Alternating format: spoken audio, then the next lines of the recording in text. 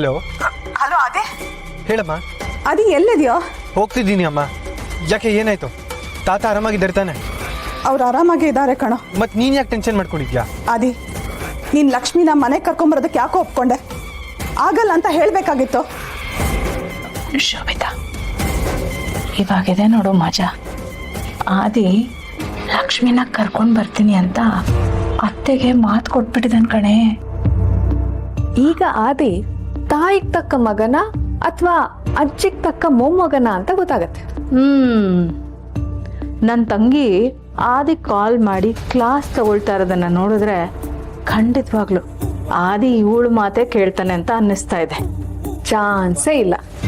ಅವನಿಗೀಗ ರೋಗಿ ಬಯಸಿದ್ದು ಹಾಲು ಅನ್ನ, ವೈದ್ಯ ಹೇಳಿದ್ದು ಹಾಲು ಅನ್ನ ಅನ್ನೋ ಹಾಗಾಗಿದೆ.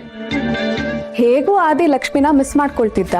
ಈಗ ಅಜ್ಜಿನೇ ಹೋಗಿ ಲಕ್ಷ್ಮಿನ ಮನೆ ಕರ್ಕೊಂಬ ಅಂತ ಹೇಳಿದ್ದಾರೆ ಅಂದಮೇಲೆ ಆದಿ ಅಜ್ಜಿ ಮಾತನ್ನೇ ಕೇಳೋದು. ನೋಡ್ತಾ ಇರು.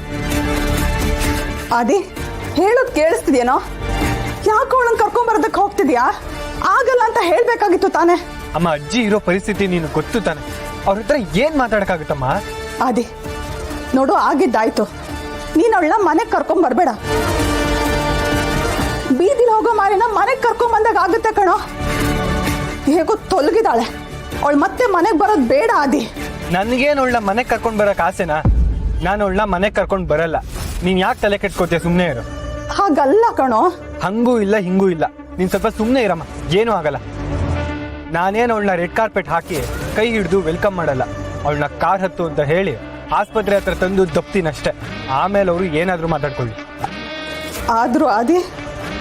ಅಮ್ಮ, ನೀನು ಸುಮ್ಮನೆ ಟೆನ್ಷನ್ ಆಗಬೇಡ. ನಾನು ನಿನ್ಗೆ ಆಮೇಲೆ ಕಾಲ್ ಮಾಡ್ತೀನಿ. ಬಾಯ್ ಬಾಯ್. ಹಲೋ ಹಲೋ ಆದಿ ಆದಿ